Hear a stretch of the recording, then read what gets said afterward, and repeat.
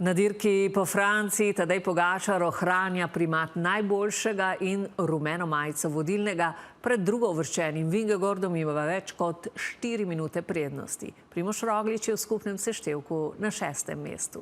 Uspehi naših kolesarskih asov odmevajo po vsem svetu in krepijo prepoznavnost Slovenije. Zaradi vse večjega števila turistov bi v Pogačarjevem domačem klancu pri Komendi postavili kar muzej. Kaj pa si lahko obetamo, če bo sloviti tur res potekal tudi pri nas? Kaja Kobetič.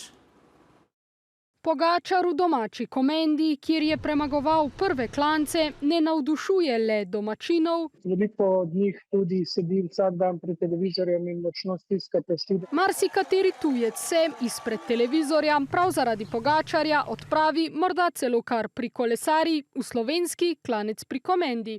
Prišli so celo iz Kanade, pripoveduje župan. Vsakodnevno srečujemo veliko število turistov, ki prihajajo v Komendo, naredijo kar nekaj fotografij na tem našem znamenitem križišču, ravno tako naredijo kar nekaj krogov. Pa ne le po Komendi, vse več je, ne le zaradi Pogačarja, tudi zaradi Primoža Rogliča, Mateja Mohoriča in drugih promotorjev kolesarstva, tako mladih nadebudnih profesionalnih kolesarjev kot rekreativnih. Maraton Franja in Letap Slovenija kot dva največja dohodka v Sloveniji namenjena rekreativnim kolesarjem beležimo rast.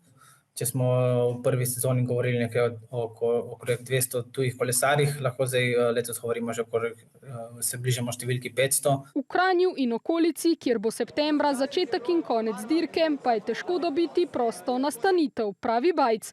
Le predstavljamo si lahko, kaj bi za promocijo države tako pomenilo, če bi začetne etape slovitega Tour de France potekale po Sloveniji.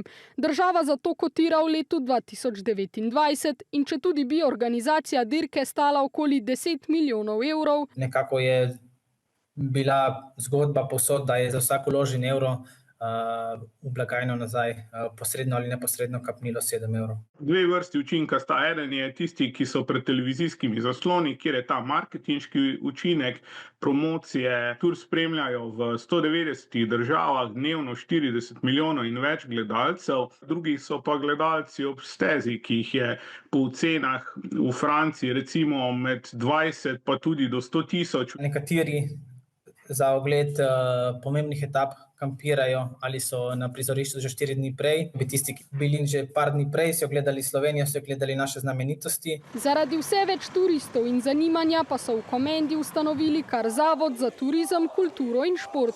V čast Pogačarju pa bi postavili še muzej. Neko stalno razstavo, kjer bodo lahko na voljo določene zanimivosti iz Tadejevega življenja. Drugače pa mi načrtujemo kolesarsko pot Tadeja Pogačarja. Če bi del tura res potekal po Sloveniji, pa si obetajo, pravi župan, da bi eno od etap prekolesarili tudi mimo Pogačarjevega domačega klanca.